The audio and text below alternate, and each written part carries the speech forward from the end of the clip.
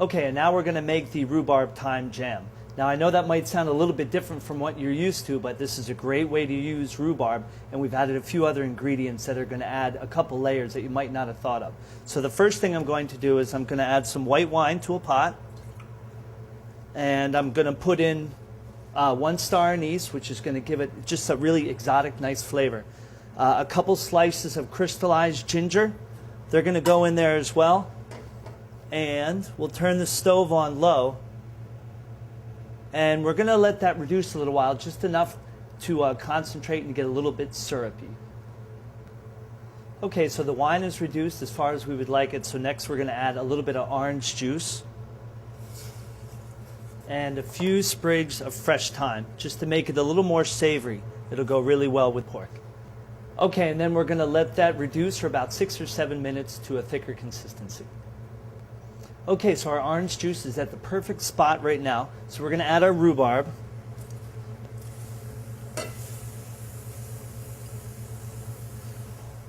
And I'm going to turn the heat up. And we're going to let that cook. Already I can smell the thyme and the orange, and the star anise is really, really great right now. We're also going to add 1 packet of pectin. Just stir that in.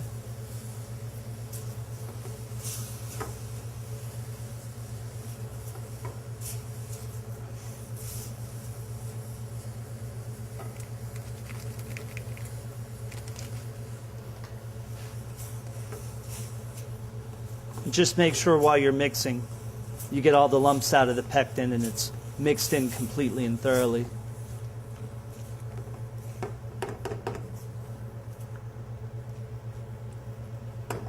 Now you're going to let that come up to a boil and roll for about 1 minute before you add the sugar. So at this point we're going to add the sugar. Now rhubarb on its own already is pretty fairly tart, so a good amount of sugar is needed for this. You're going to stir, get it all mixed in. Just be really careful at this point, the jam is very hot. It's already a great color, and you'll notice when you make this a few times, as the season goes along, each batch will be a little bit different in color. Okay, once you have the sugar all mixed in, we're going to let it come up to a boil. We want to make sure it all dissolves in there. So now it's come up to a very steady rolling boil. It's nice and hot, so be careful. We're going to let it go for about another minute and then shut it off. Okay, so it's ready. So at this point, you're going to very carefully take out the star anise and the thyme. And then it usually takes a minute or so to find the ginger. When I first started making jam, well, right before I started doing it, I was a little apprehensive because it seemed to me something that was, I don't know, a little mysterious, or something that was passed down from generation to generation that people had to learn.